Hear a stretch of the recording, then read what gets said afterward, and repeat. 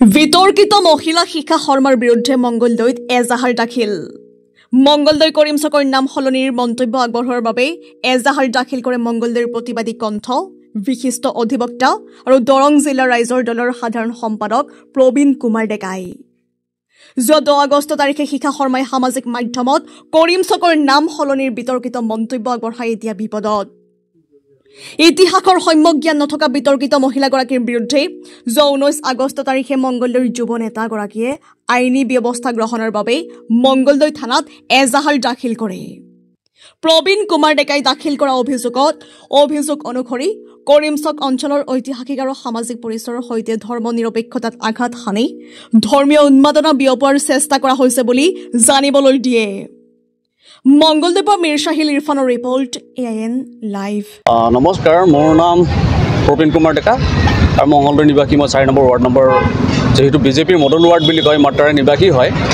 আৰু পিছলৈ আৰু অলপ কথা ক'ম বাৰু। তাৰ পূৰ্বে মই এইটো কৈ লৈছোঁ যে শিখা শৰ্মা, এইটো মই ফেচবুকত পালোঁ। আজি যোৱাকালি মই প্ৰত্যক্ষ কৰিছিলোঁ ফেচবুকতে যে তেওঁ এটা মন্তব্য কৰিছে যে কৰিম চকৰ নামটো মুছলিমৰ নামত কিয় থাকিব, তেওঁ কোন হয়, সি কি হয়, বা মুছলিমৰ নামত এনে চকৰ নাম কিয় হ'ব লাগে, এই ধৰণৰ বিভিন্ন মন্তব্য কৰি ফেচবুকত মই পোষ্ট কৰা দেখিছিলোঁ।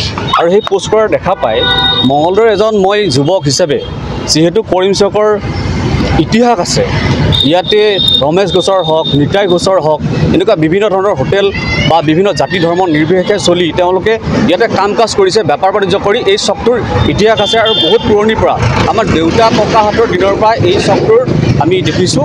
আৰু সেই মৰ্মে মই ভাবিলোঁ যে এনেকুৱা ধৰণৰ যিটো বিজেপিৰ এজেণ্ট বুলি ক'ব লাগিব, যে মুছলিমৰ তেওঁলোকে নাম লৈ, মুছলিমৰ গইনা লৈ তেওঁলোকে এটা ধৰ্মীয় বিভেদৰ সৃষ্টি কৰিব খুজিছে।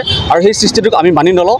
আমি যিহেতু সমাজত সচেতন নাগৰিক হিচাপে জীয়াই থাকিব বিচাৰোঁ, আৰু লগতে আমি প্ৰতিটো ৰাইজৰ নিৰাপত্তাৰ কাৰণে সদায় চিন্তা কৰোঁ। যিহেতু কৰিম চকটো আমি সৰুৰ পৰা দেখিছোঁ, সেইবাবে মই যোৱাকালি মংগলদৈ সদৰ আৰক্ষী থানাত এখন এজাহাৰ, শিখা শৰ্মাৰ নামত মই এখন এজাহাৰ দাখিল কৰিছিলোঁ। বৰ্তমান মই তেওঁলোকে এতিয়ালৈ কোৱা নাই, যিহেতু এজাহাৰখন দিছোঁ, তেওঁলোকক মই অৱগত কৰিছোঁ। আৰু এই বিষয়ত হয়তো নিশ্চয় তেওঁলোকে ব্যৱস্থা গ্ৰহণ কৰিব বুলি মই আশাবাদী।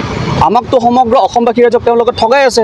যেতিয়া আমি এইবিলাক কথা ধৰিম, তেওঁলোকে হিন্দু মুছলিমৰ বা জাতিভেদৰ বিবেচনা কৰি এখন সংঘাত লগাবৰ সৃষ্টি কৰাৰ চেষ্টা কৰি থাকি আমাৰ সমাজত বিভ্ৰান্তি সৃষ্টি কৰি তেওঁলোকে ইলেকশ্যনত জয়ী হোৱাৰ কাৰণে চেষ্টা চলায়। যিকোনো খবৰ বিজ্ঞাপনৰ বাবে যোগাযোগ কৰক 7896121996, লগতে 7002537271 আৰু 9854011916।